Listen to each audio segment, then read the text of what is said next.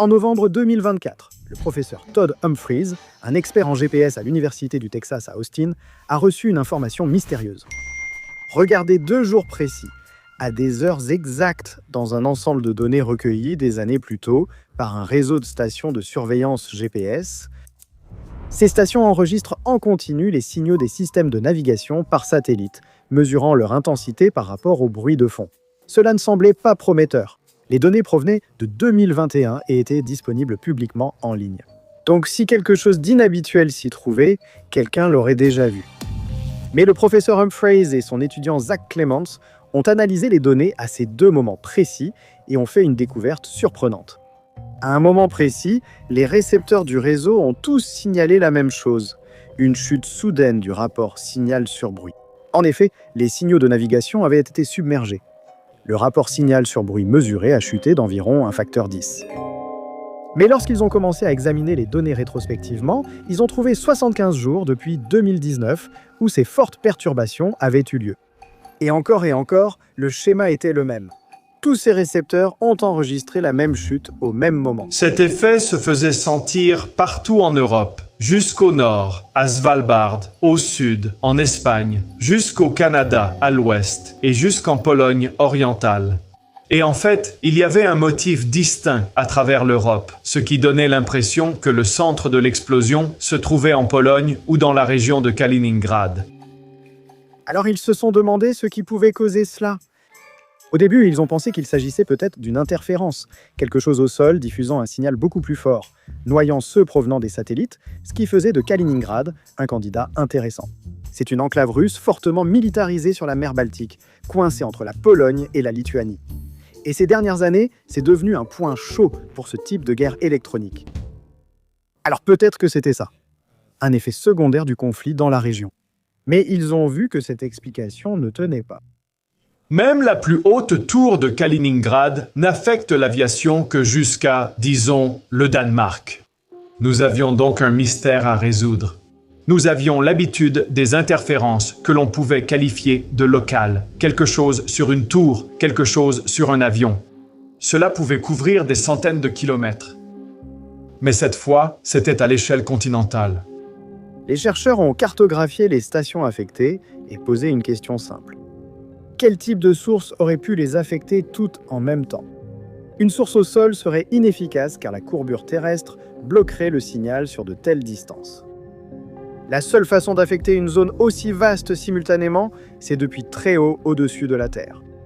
Et même en utilisant les hypothèses les plus prudentes, à savoir que la source doit simplement dépasser l'horizon du point de vue de chaque station, la géométrie montre qu'elle devait se trouver à au moins 1200 km d'altitude.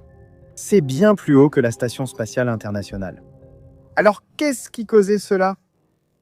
Eh bien, il existe une source connue d'interférences radio provenant de l'espace, c'est le Soleil.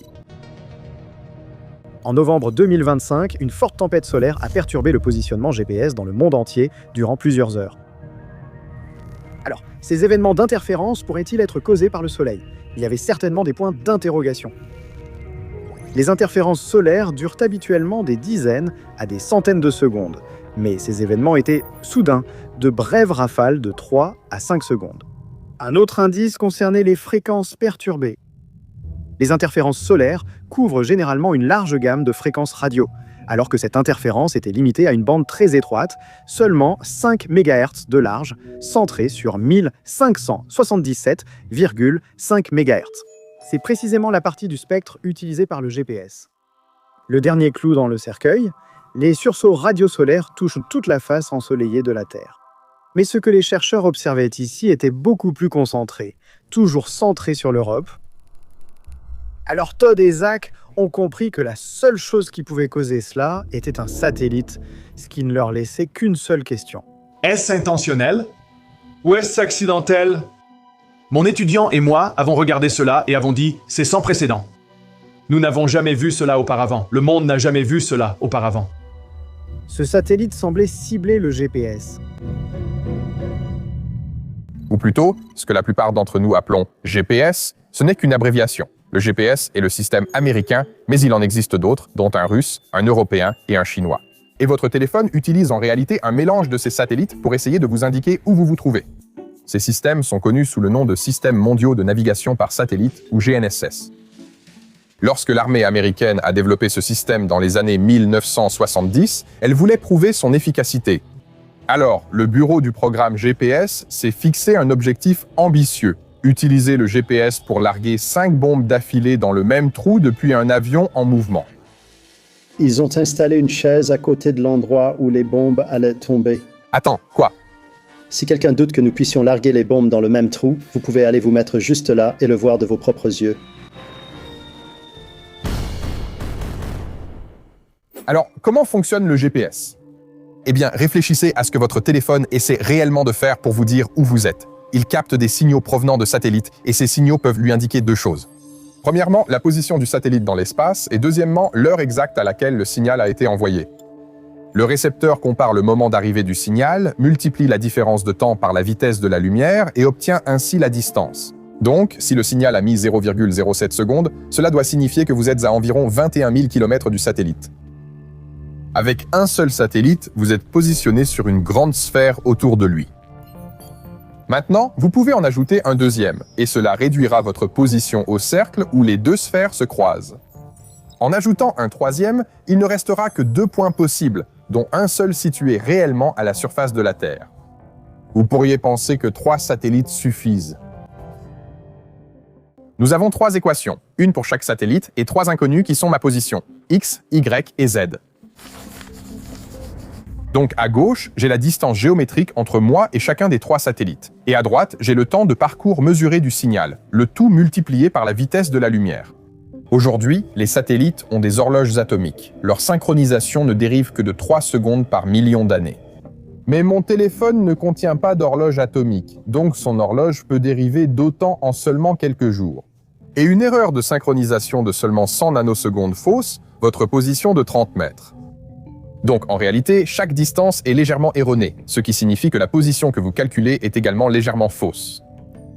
Je dois désormais résoudre non seulement la position, mais aussi l'erreur d'horloge, que nous appellerons B.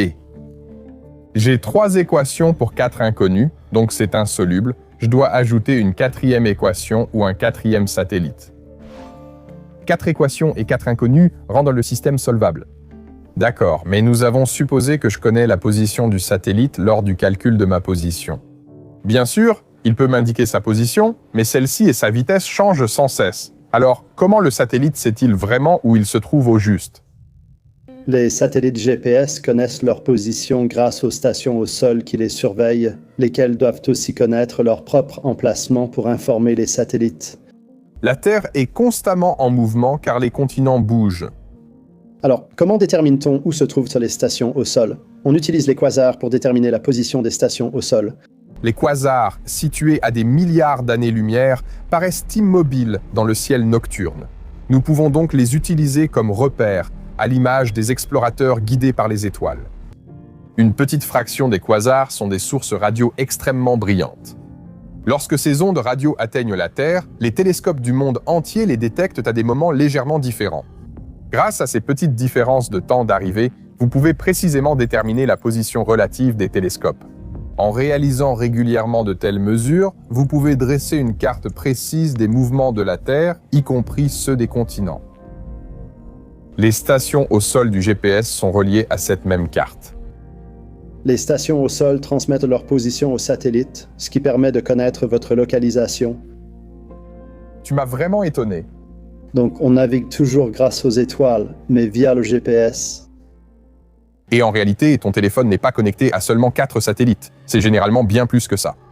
Le mien en utilise en ce moment plus de 20. C'est parce que le système fait bien plus que simplement résoudre 4 équations. Disons que tu es dans cette petite rue à Paris, tu ouvres les cartes et tu essaies de savoir où tu es. Il s'avère qu'il y a beaucoup de choses qui peuvent fausser cela. Il y a des choses relativement simples comme prendre en compte la relativité restreinte et générale. Si tu ne corrigeais pas cela, ta position dériverait d'environ 11 km par jour et tu pourrais te retrouver n'importe où dans toute cette zone. Les satellites sont surveillés, mis à jour et envoient des corrections de synchronisation appliquées en temps réel par ton téléphone.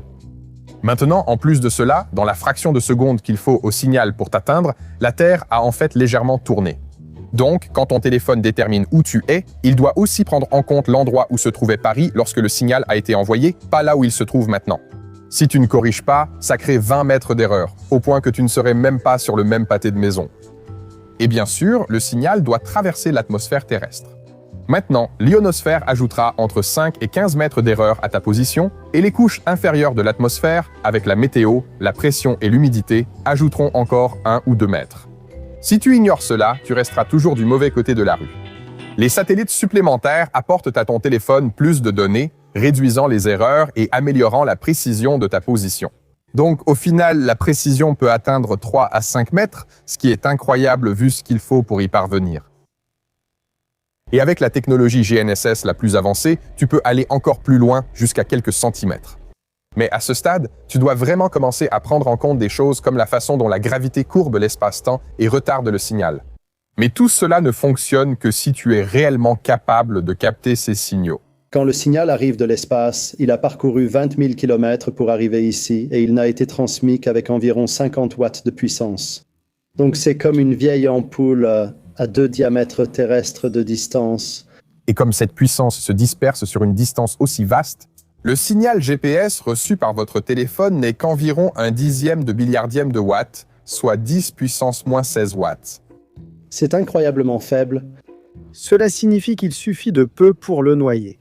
En diffusant assez de bruit à la même fréquence, le signal devient indiscernable du bruit de fond. C'est ce qu'on appelle le brouillage. Et beaucoup de ces systèmes de navigation utilisent la même portion du spectre radio, à peu près entre 1,1 et 1,6 GHz. Les basses fréquences traversent l'atmosphère mais exigent de grandes antennes, tandis que les hautes fréquences permettent des antennes plus petites. Mais les signaux sont plus facilement absorbés et dispersés, surtout par mauvais temps. Cette bande sert de repère essentiel pour les systèmes de navigation, donc toute interférence peut affecter plusieurs systèmes à la fois. C'est pourquoi cette partie du spectre est strictement protégée. Rien d'autre n'est censé émettre ici, et interférer délibérément avec ces signaux est illégal dans la plupart des pays. Mais quelque chose l'a fait, assez puissant pour perturber la navigation satellite sur un continent. Ce qui nous ramène à la question que se pose le professeur Todd Humphreys. Était-ce accidentel ou quelqu'un inondait-il cette bande intentionnellement? C'est, vous savez, comme un roman policier ici, où vous essayez de découvrir si c'était le majordome dans la cuisine avec le pied de biche, n'est-ce pas? Et nous devons rassembler tous les indices. Si cela avait été aléatoire, survenu à cause d'une défaillance dans un satellite, peut-être qu'un amplificateur devient trop chaud et fonctionne mal. Alors on s'attendrait à ce que cela arrive, aussi bien un lundi qu'un vendredi, non? Mais en réexaminant les données, ils ont remarqué que les interférences survenaient surtout les mardis, mercredis et jeudis, pendant les heures de bureau en Europe. Alors dis-moi quel amplificateur a tendance à tomber en panne pendant les heures de bureau en Europe le mercredi? Nous savons désormais que ce n'est sans doute pas aléatoire et qu'une intervention humaine est probable, mais cela n'implique pas forcément une intention ou une malveillance. Donc, la chasse était lancée pour retrouver la véritable source. Mais cela s'est avéré plus difficile qu'on ne pourrait le croire, car il restait encore beaucoup d'inconnus. Pour cela, nous devons créer un problème d'estimation complexe. Mais il y a beaucoup d'inconnus. Un brouilleur fonctionne en diffusant un signal plus fort dans la même bande de fréquence, un peu comme crier par-dessus quelqu'un qui chuchote. Donc si c'était un brouilleur au sol, on pourrait le localiser en observant la puissance du signal.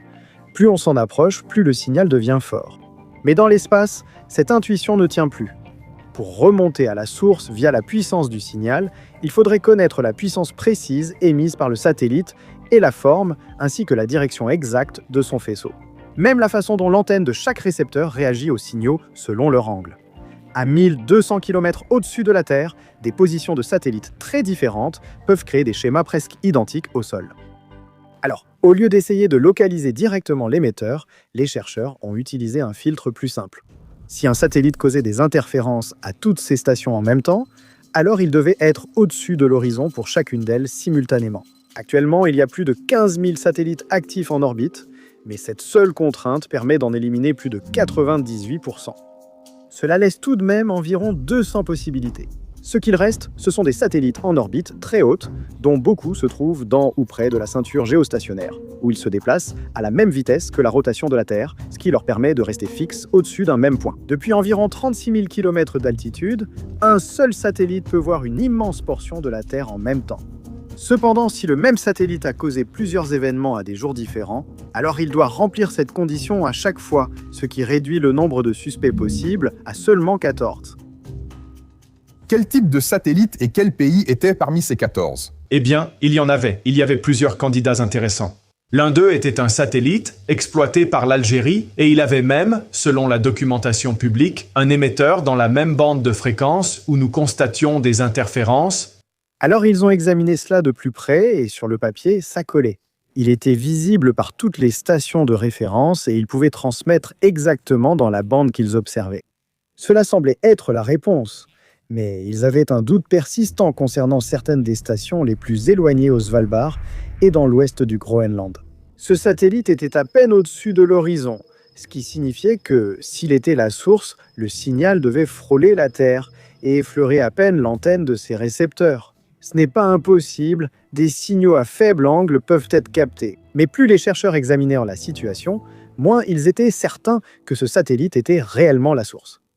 Ils ont donc analysé les données des récepteurs GNSS qui suivaient ce satellite pendant les événements d'interférence.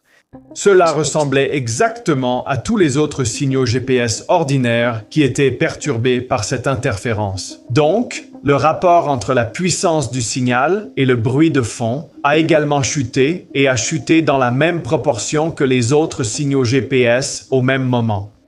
Ce n'était pas l'attaquant, c'était simplement un autre signal légitime dans la bande L qui avait été perturbé.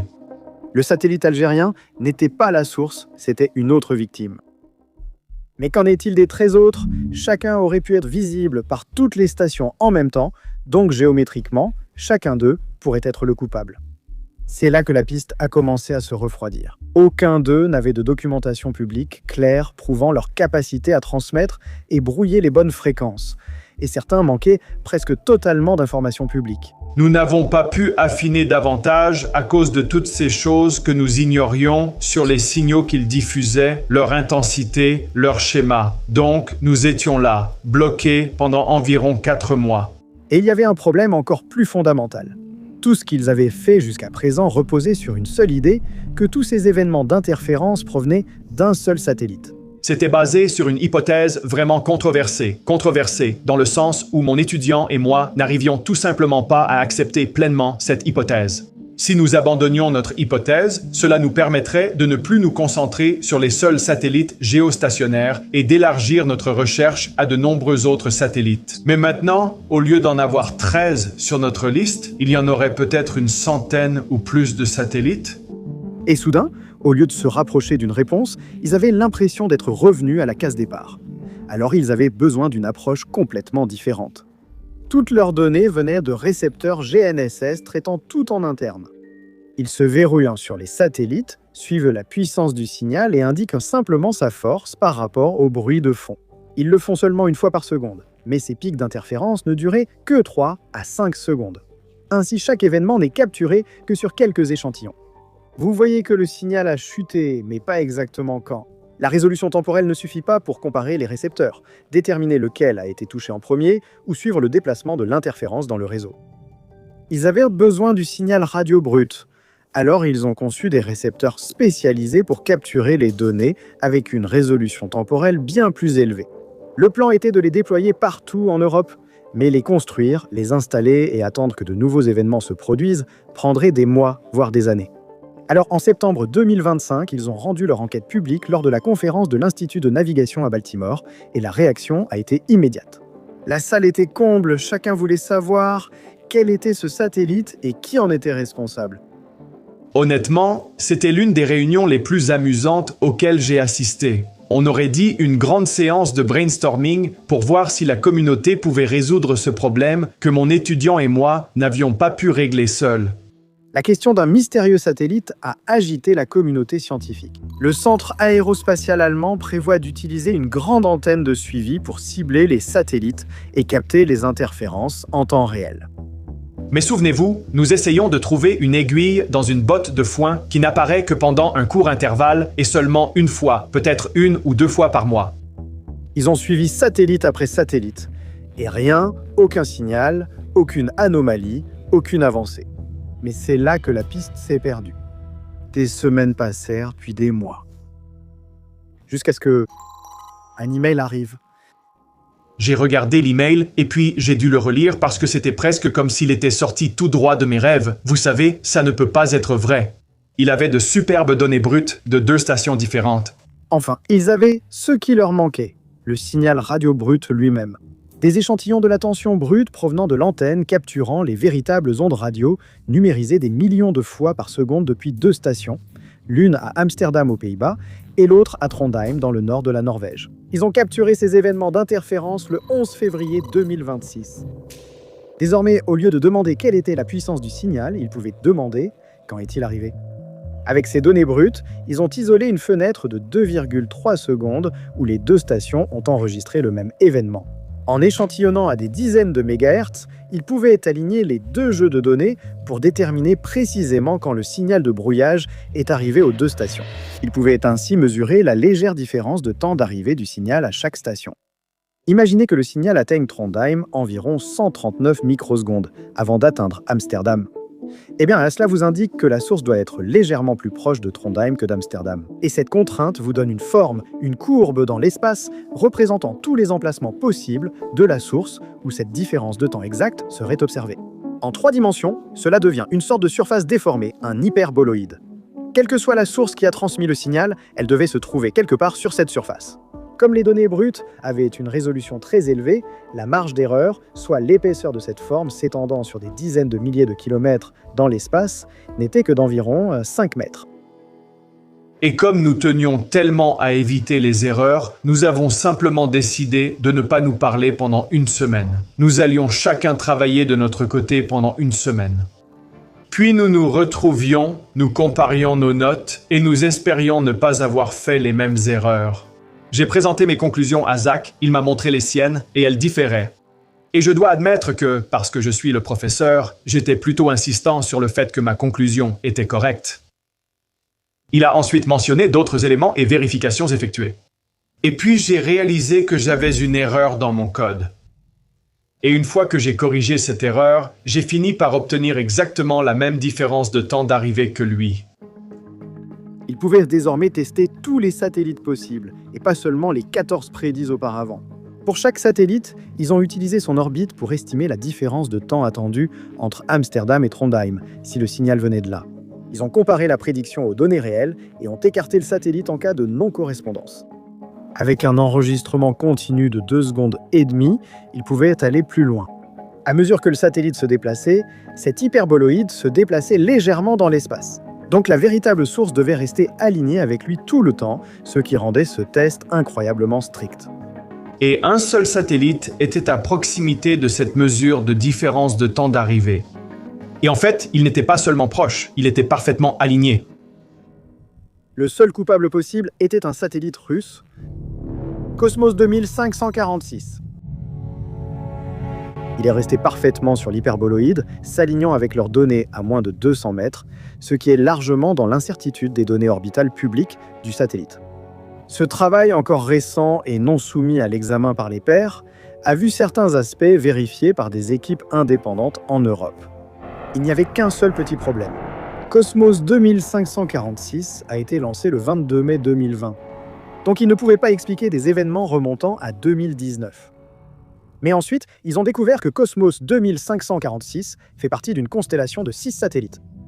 Cette constellation fait partie du système russe d'alerte précoce aux missiles.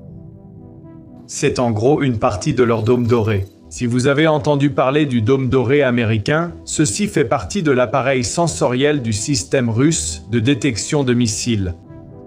Ils sont sur une orbite Molniya, très elliptique, qui les conduit au-dessus de l'hémisphère nord pour y rester plus longtemps.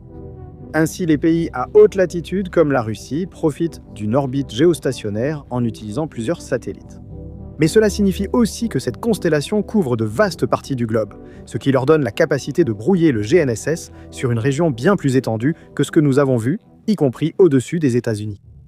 Le schéma montrait déjà que ce n'était pas aléatoire. La fréquence a montré que ce n'était pas naturel. Et maintenant, nous savons que ça vient d'un système militaire en orbite. Mais l'intention, c'est plus difficile à prouver. Ce qui est déjà diffusé est extrêmement puissant. C'est des centaines de fois plus puissant que les signaux GPS eux-mêmes. Mais c'est légèrement décalé par rapport à la fréquence GPS, ce qui semble étrange. Parce que sûrement, si vous voulez brouiller le GPS correctement, vous placeriez votre signal de brouillage directement dessus. Todd a en fait une théorie à ce sujet. Si vous allez tester cette capacité, alors vous la testez dans le voisinage du signal que vous avez l'intention de brouiller, mais pas directement sur ce signal. Et vous la testez seulement brièvement, juste pour vous assurer que tout fonctionne toujours. Et puis, dans un avenir éventuel où il y a un conflit ouvert, ils règlent leur émetteur sur la bande GPS, mais c'est beaucoup plus dommageable maintenant que cela se trouve directement sur cette bande. Donc, une possibilité est celle-ci. Ce que nous avons vu, ce sont des tests, un système en cours d'essai, sans révéler complètement ce dont il est capable. Et bien que ce ne soit qu'une théorie à ce stade, il y a un autre indice qui pourrait indiquer que c'est le cas. Les données brutes ont également révélé une seconde impulsion d'interférence, ciblant une fréquence plus basse, 1558,5 MHz, qui chevauche les signaux du système de navigation chinois Beidou. Je vais le dire de la manière la plus prudente possible. Je ne peux plus dire avec certitude que c'est accidentel. Je penche pour l'idée qu'il s'agit d'un test périodique d'une capacité qui serait très dommageable si elle était employée au combat. Mais en discutant avec une équipe ayant relié les signaux aux satellites du système d'alerte antimissile russe, il proposait une autre idée. Donc, ce serait un comportement très étrange de tester continuellement quelque chose. Donc, notre théorie alternative est que cela pourrait en fait être des messages de communication très courts, très brefs, très spécifiques provenant de ces satellites. Et si cela était vrai, transmettre des messages sur ces fréquences offrirait une couche de protection, car l'ennemi ne voudrait pas les brouiller et risquer de perturber ses propres systèmes de navigation. Je ne dis pas que ce n'est pas du brouillage, c'est toujours très possible. Je pense que le point important, c'est qu'il y a des choses étranges à ce sujet et qu'il y a, vous savez, clairement ici une explication alternative. Qu'il s'agisse de messages secrets ou de tests de brouillage spatial, les événements ont été extrêmement brefs. Et cela pourrait expliquer autre chose, pourquoi cela est resté inaperçu pendant des années. Mais si ce système était un jour entièrement activé, l'impact pourrait être énorme. Aujourd'hui, les cartes montrant de fortes interférences GPS proviennent presque uniquement de rapports d'avions commerciaux perturbés par des brouilleurs au sol. Les avions de ligne volent généralement entre 30 000 et 42 000 pieds. Une altitude permettant de rester en ligne directe avec les signaux de brouillage sur de longues distances. Au sol, bâtiments et reliefs protègent largement notre infrastructure de ces interférences. Mais tout est en ligne de mire depuis l'espace, oui. C'est une utilité invisible qui soutient pratiquement toutes les technologies et c'est essentiel pour notre mode de vie au quotidien. Les États-Unis ont créé le GPS, c'est leur cadeau au monde. Et des ingénieurs ingénieux ont pris cette chose gratuite qui fonctionne très bien et qui est très précise et l'ont intégrée dans toutes sortes de systèmes. C'est l'un de ces problèmes épineux. Vous ne savez vraiment pas quelles sont toutes les dépendances ni où se trouvent toutes les interconnexions parce que cela s'est simplement répandu dans le monde entier. Les systèmes mondiaux de navigation par satellite soutiennent l'aviation, le transport maritime et synchronisent les systèmes financiers et les tours de téléphonie mobile. C'est crucial pour les réseaux logistiques, les applications de covoiturage, les systèmes de livraison, même les applications de rencontres. Une perturbation de ces systèmes sur une zone aussi large que celle couverte par ces satellites pourrait toucher des centaines de millions de personnes. Cela provoquerait une onde de choc de peur dans le monde entier, pas seulement en Europe, car une toute nouvelle arme venue de l'espace aurait été révélée. Et les gens sauraient qu'à tout moment, la Russie pourrait déployer cela au-dessus de leur pays ou de leur continent. Je pense vraiment qu'il s'agit d'une énorme escalade dans le conflit de guerre électronique qui se déroule actuellement en arrière-plan. Maintenant, cela semble effrayant, mais la vérité, c'est que nous aurions déjà dû nous inquiéter de ce système fragile. La menace a toujours existé. De graves événements solaires pourraient ioniser l'atmosphère, bloquer les signaux spatiaux ou détruire des satellites. Nous pourrions avoir une version de l'effet Kessler en orbite terrestre moyenne et des satellites pourraient être détruits par des débris. Donc tout le monde aurait déjà dû être préoccupé et il devrait continuer à l'être. Et ceci n'est qu'un autre exemple qui le démontre. Bonne nouvelle, nous savons déjà comment résoudre le problème en créant un système futur qui ne dépend pas uniquement de signaux satellites faibles. Nous suggérons qu'une architecture nationale PNT résiliente serait composée de signaux provenant de l'espace, de la diffusion terrestre et de la fibre optique, parce que ce sont trois phénoménologies complètement différentes et un vecteur qui affecterait l'une n'aurait pas d'impact sur les deux autres. Certains pays, comme la Corée du Sud, la Chine et le Royaume-Uni, créent déjà des réseaux de secours indépendants des signaux spatiaux. Ils utilisent des câbles à fibre optique pour transmettre en toute sécurité la référence temporelle fournie par des horloges atomiques ici sur Terre. Pour la navigation, ils utilisent des systèmes comme Eloran, de grandes tours radio puissantes, beaucoup plus difficiles à brouiller. D'autres solutions en développement utilisent des systèmes magnétiques et quantiques exploitant les variations du champ magnétique terrestre, pour déterminer la position sans besoin de signal externe. Mais malgré tout cela, la plupart des pays, y compris les États-Unis, restent encore fortement dépendants du GPS et des autres systèmes de navigation par satellite. Dans cette vidéo, nous avons parlé du brouillage, mais il existe un autre type d'interférence GNSS, qui échange votre vrai signal contre un faux, vous transmettant discrètement une position qui semble parfaitement réelle. Si vous lui faites confiance, il peut alors vous guider vers un endroit totalement différent. C'est ce qu'on appelle le leurrage GPS. Cela affecte plus de 1500 vols par jour, et en mer, nous observons le même phénomène. Les navires font des bonds invraisemblables, disparaissent brièvement ou réapparaissent à des endroits impossibles, même sur la terre ferme. C'est une distorsion systématique et localisée de la réalité, aussi bien dans les airs qu'en mer. Dites-le nous dans les commentaires si vous souhaitez en savoir plus. Cette histoire repose sur les recherches du professeur Todd Humphreys et de son étudiant, Zach Clements, à l'Université du Texas à Austin. Un lien vers leur travail figure en description. Je tiens à les remercier pour toute leur aide et pour avoir partagé leurs découvertes avec nous. Et bien sûr, je tiens à vous remercier d'avoir regardé.